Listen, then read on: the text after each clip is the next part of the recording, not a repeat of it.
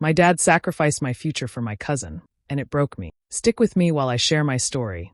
And if it touches you, don't forget to support our channel by hitting that subscribe button, dropping a like, and sharing it with the people you care about. My name is Emily Carter, I'm 19, and for as long as I can remember, I worked hard to build a future for myself. I wasn't born into money. My parents gave me a normal childhood, nothing fancy, but I learned early on that if I wanted something, I had to fight for it. I studied late nights, I skipped out on parties, and I worked part-time jobs all through high school just to keep myself afloat. Every time my dad, Mark Carter, saw me hunched over my books, he'd pat my shoulder and tell me he was proud. I believed him. I believed he was always in my corner. When I got the letter saying I had been accepted into my dream university with a scholarship, it felt like all of that hard work finally meant something. I cried when I read it.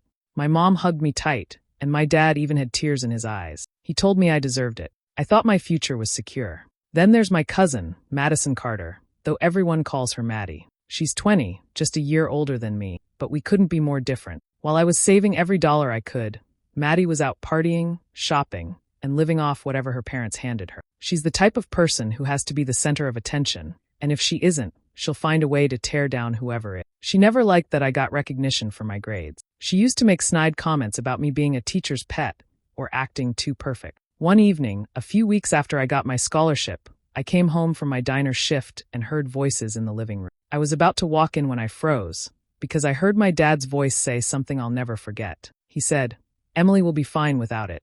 She's resourceful. Maddie needs this chance more than she does." At first, I didn't understand. Then Maddie's voice followed, soft and fake sweet. "Thank you, Uncle Mark. I don't know what I'd do without you." My chest went tight.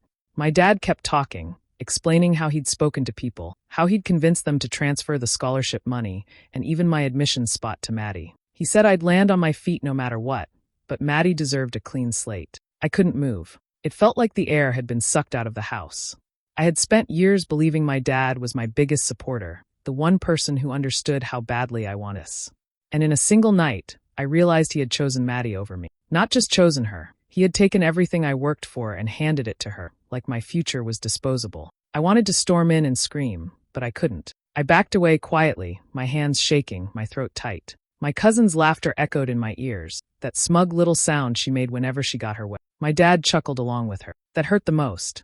I locked myself in my room that night and stared at the acceptance letter I'd taped to my wall. It suddenly looked like a cruel joke, a reminder of something I'd earned but would never have. My dad, the man I trusted more than anyone, had sacrificed my future for someone who never worked a day for her. That was the night something inside me broke. And it was also the night something new was born, because I promised myself I wasn't going to stay broken forever. I waited until the next morning before saying a word. My chest felt heavy, my stomach twisted, but I couldn't keep it inside. I found my dad in the kitchen, sipping coffee like nothing had happened. My hands shook as I asked him why. Why would he do this to me? He didn't look ashamed. He didn't even hesitate. He set his mug down and said, "Family sticks together. Maddie needed it more than you. You'll figure things out, Emily. You always do." It wasn't an explanation. It was a dismissal. Like my pain didn't matter. Like all the years I had spent pushing myself didn't count for anything. I stared at him, waiting for him to take it back, waiting for some sign that he felt guilty. But he just picked his mug back up and took another sip. My mom walked in halfway through. I thought she might defend me, but she kept her eyes down, busying herself with the dishes. I could see in her face that she agreed with him, or at least didn't care enough to argue. That silence hit me almost as hard as his words. Later, Maddie cornered me in the hallway when no one else was around. She leaned close, her perfume sharp, her smile even sharper. "Guess you weren't cut out for it anyway," she whispered, her eyes glittering with triumph. She didn't even bother to hide how pleased she was. She had taken everything from me, and she wanted me to know she enjoyed it. I felt my cheeks burn, not just from anger but from shame. Humiliation ran through me like ice. Maybe my dad was right. Maybe I wasn't good enough. If the person who was supposed to believe in me more than anyone could give me up so easily, what did that say about me? I stayed quiet. I didn't tell anyone what I overheard. I didn't call out Maddie for what she said, and I didn't scream at my mom for staying silent. I just swallowed it all down. On the outside, I played along like nothing had changed, but inside, something had shattered. The trust one had in my father was gone. The picture of him I'd carried in my heart, protector, supporter, hero, was ruined. But beneath the hurt, something darker was growing. I couldn't forgive him, and I sure as hell couldn't forgive Maddie. They thought I would accept it, that I would let them step on me and move on. They didn't see what they had planted inside me that day. I didn't know when or how, but I knew one thing for certain. I wasn't going to let this go.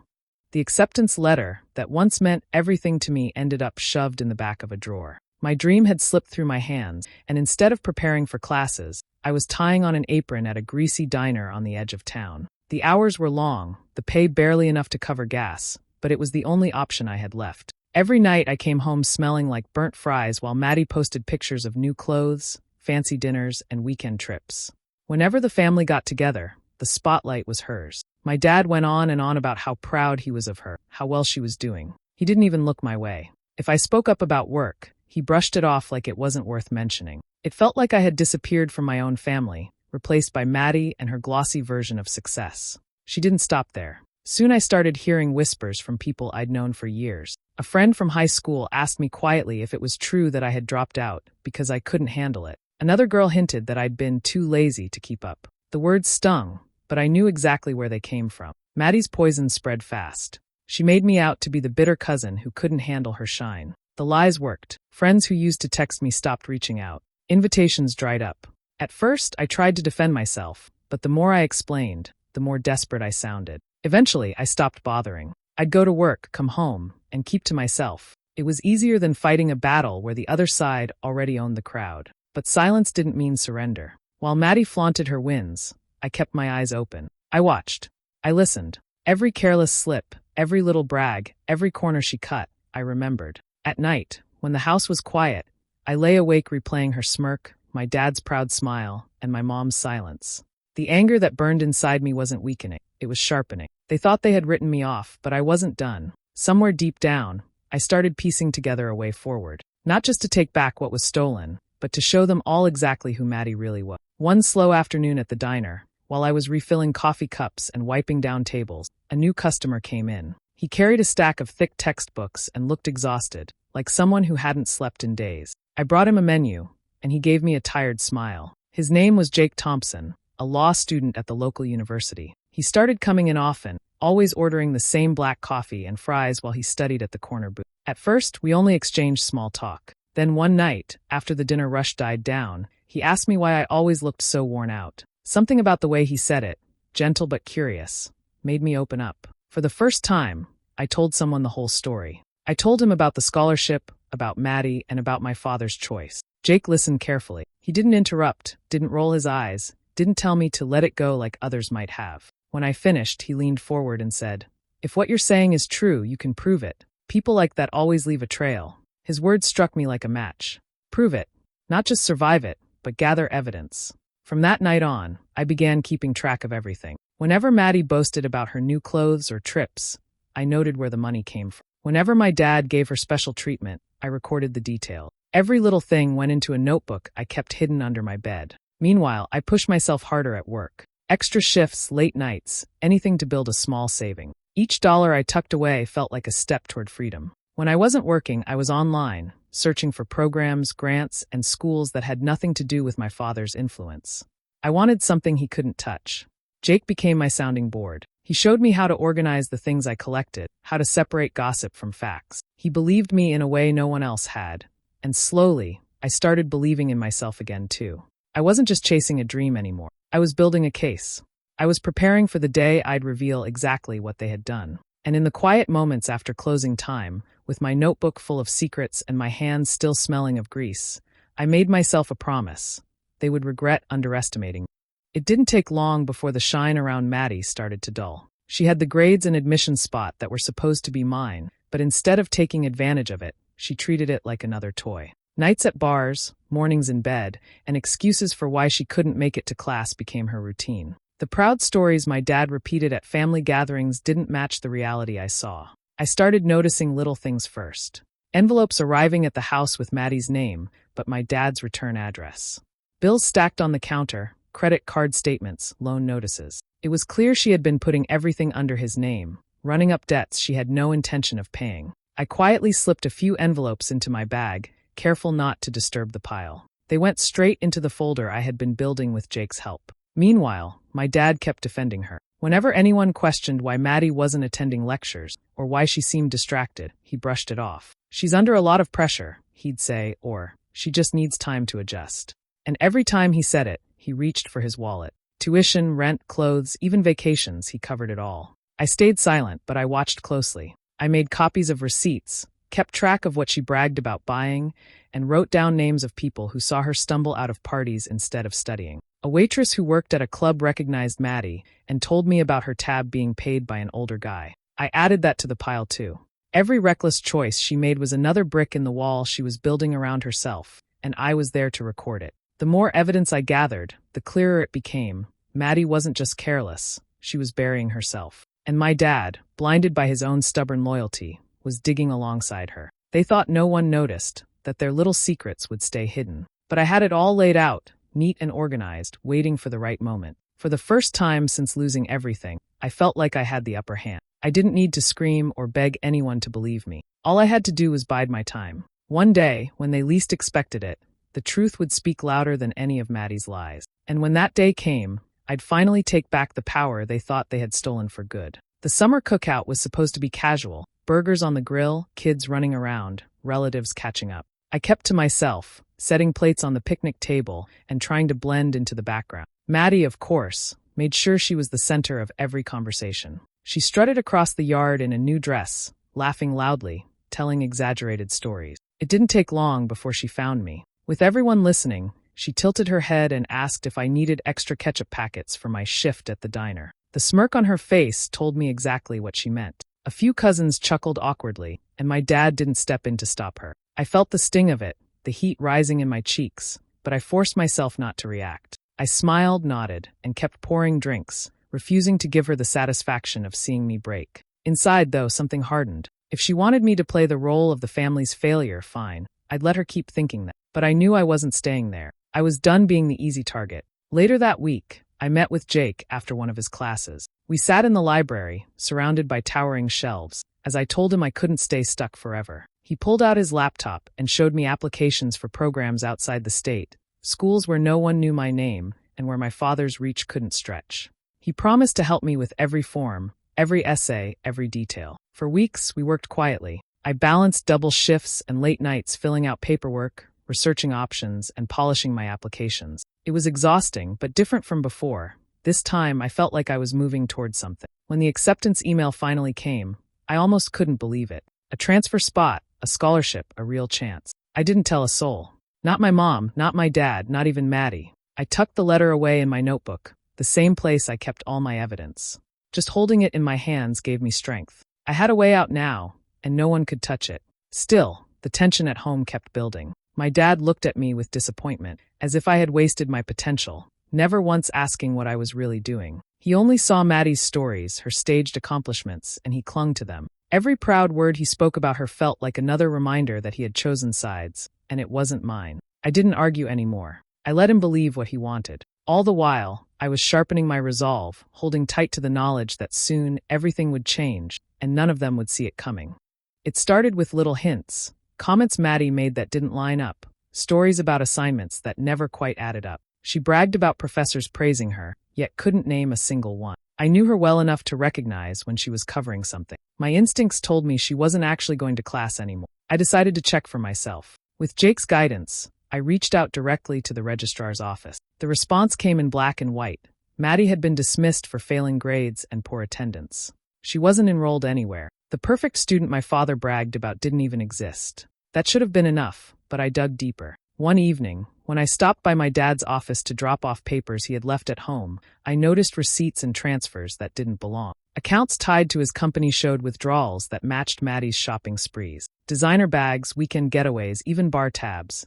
It was all there, quietly drained from his business fund. She wasn't just reckless. She was stealing from the very man who had sacrificed everything. The weight of what I had in my hands was overwhelming. Proof that she wasn't just unworthy of the future I'd lost, but actively destroying everything my dad worked for. Part of me wanted to march straight into the living room, slam the papers down, and watch their faces crumble. I pictured my dad's shock, Maddie's panic, the whole family finally seeing the truth. But another part of me knew it wasn't the right time. If I exposed her now, she'd find a way to spin it, to make herself the victim. My father would defend her, just like always. No, it had to happen when she was at her highest, when she thought she was untouchable. That way, the fall would be impossible to deny. So I tucked the registrar's email and the financial records into my folder, locking it tight. I told no one except Jake. Each day I carried the secret like a weapon hidden under my sleeve, waiting for the moment to strike. Patience wasn't easy. Watching her strut around, still pretending to be on top of the world, made my blood boil.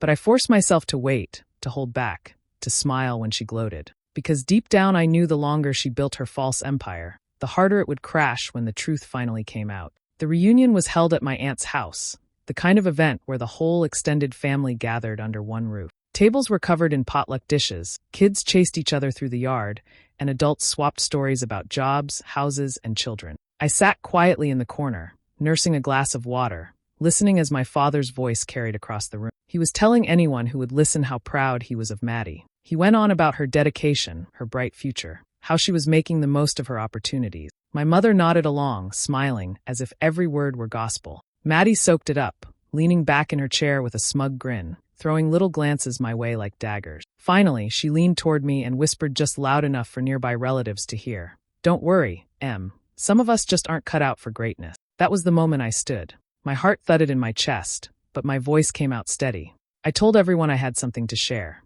The room went quiet. I reached into my bag and laid a neat stack of papers on the table. First, the letter from the registrar confirming Maddie's dismissal. Gasps rippled through the room. Then, the financial records, withdrawals from my father's company that matched Maddie's spending. Unpaid bills, overdue notices, all with her name. Maddie shot up from her seat, face pale, sputtering that it wasn't true. She tried to snatch the papers, but a cousin grabbed them first, reading out loud. The more she denied, the more desperate she looked. Whispers grew louder, relatives shaking their heads in disbelief. I wasn't done. I turned to my father and told them all the truth. How he had taken my place, my scholarship, and handed it to Maddie. How he had told people I didn't need it, that I would figure it out, while he cleared a path for. For the first time, his mouth opened but no words came. He stared at me, then at the documents, then at Maddie, as if he couldn't reconcile what was in front of him. Maddie finally broke. She screamed at me across the table, tears streaking her mascara, calling me a liar, a snake, anything she could spit out.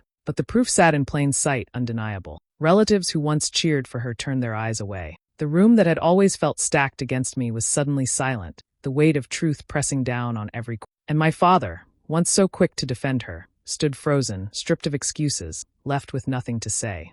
The days after the reunion felt like the air had shifted. Word spread quickly through the family, and the pedestal Maddie had lived on for years collapsed overnight. Aunts and uncles stopped returning her calls.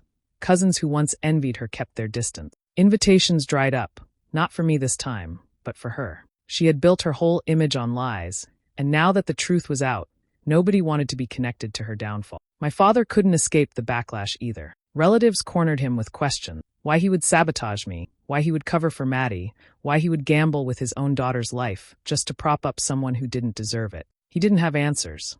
For the first time, I saw shame in his eyes, but it didn't soften me. The damage had been done, and no explanation could erase it. At home, my mother finally spoke. She admitted she had known what my father had done but hadn't stepped in. She said she thought it was for the best, and that fighting him would have only torn the family apart. I listened, but the words did nothing to ease the wound. Her silence had cut as deep as his betrayal, and I couldn't bring myself to forgive her either. Through it all, Jake stayed by my side. He reminded me every day that I wasn't defined by what they did, that I had built something on my own, stronger than what they had tried to take from me. His steady encouragement gave me the courage to finally share my secret. One evening, sitting across from him with my notebook on the table, I pulled out the acceptance letter I had kept hidden. A new university, a scholarship, a fresh start far away from the chaos of my family. His face lit up when he read it, and for the first time in months, I felt something close to hope. I told my parents the next morning. My father tried to protest. My mother begged me to reconsider, but I didn't waver. I had stayed in their shadow long enough. Now, I was walking out for good, leaving the lies, the favoritism, and the weight of their choices behind. My bags were packed when my father came to find me. He stood in the doorway, looking smaller than I'd ever seen him, his voice low as he tried to explain. He said he hadn't meant to hurt me, that he thought he was doing the right thing, that he never imagined it would come to this. For a long moment I just stared at him, the man I once trusted more than anyone. Then I shook my head. "You sacrificed me once," I told him, my voice steady. "Never again." There was nothing more to say. Whatever bond we'd had was already gone, and no apology could rebuild it. He lowered his eyes, realizing I meant every word. Meanwhile, Maddie was unraveling. With her lies exposed, she had no safety net left. Creditors called non-stop. The bills she had hidden piled up, and her so-called friends disappeared as soon as the money dried out. She begged for help, but this time nobody rushed in to save her, not even my father. The girl who once strutted around like she owned the world now stumbled through it alone, weighed down by the mess she created. I didn't linger to watch her fall. My car was loaded, Jake waiting by the passenger door with a grin that told me he believed in the road ahead. As we pulled away, the house shrank in the rearview mirror. For the first time, I didn't feel chained to it. The highway stretched wide in front of us, the horizon glowing with the promise of something better. I rested my hand in Jake's and let the hum of the engine steady me. After everything, the betrayal, the silence, the humiliation, I was finally free. He had sacrificed my future for my cousin, but I built something stronger from the ashes. And this time, it belonged only to me. Do you think I was right to walk away, or should I have given them one more chance? I'd love to hear your thoughts in the comments. And if you enjoy stories like mine, don't forget to subscribe.